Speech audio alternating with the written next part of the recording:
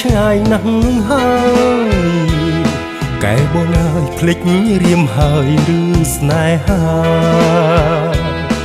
ហាត់ដែលធ្លាប់ថ្នាំងធ្នមកាយាវេលាមិនត្រៀកណ្ដាលព្រៃស្ទឹងកែវធ្លាប់តែច្រៀងបំពេក្រោមដួងខែឲ្យគូស្នេហ៍ផុតទុក្ខភ័យថ្ងៃនេះទឹកហូរគ្មានប្រណីចោលព្រៃដែលស្រីធ្លាប់រស់នៅស្ដាយដែរសំរងវងភក្ត្រាស្ដាយដួងកេសាធ្លាប់កាយភ្លើស្នាមខំក្តាច់ខ្ញុំនៅក្រឡៅក៏តែចិត្តស្រីពើ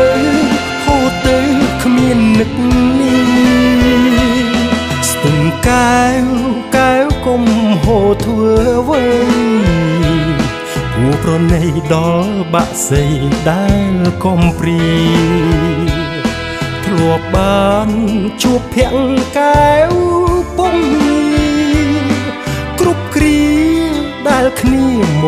កកំសាន្ត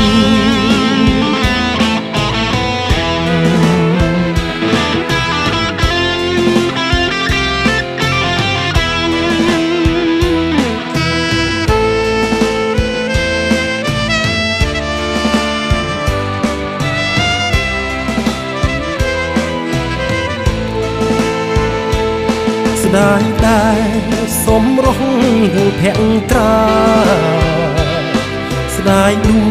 ងកេសាធ្លាប់កាយភ្លើស្នាមខំក្តាច់ខ្ញុំនៅក្រឡៅក៏តែចិត្តស្រីពើហូរទៅគ្មាននឹកនេះស្ទឹងកែវកែវគុំហូរធ្វើអ្វីគួរប្រណីដល់បាក់សីដែលកំព្រាធ្លាប់បានជួបភក្ត្រកែវពុំគ្រប់គ្រាដែលគ្នាមកកំសាន្តគ្រប់គ្រាដែលគ្នាមក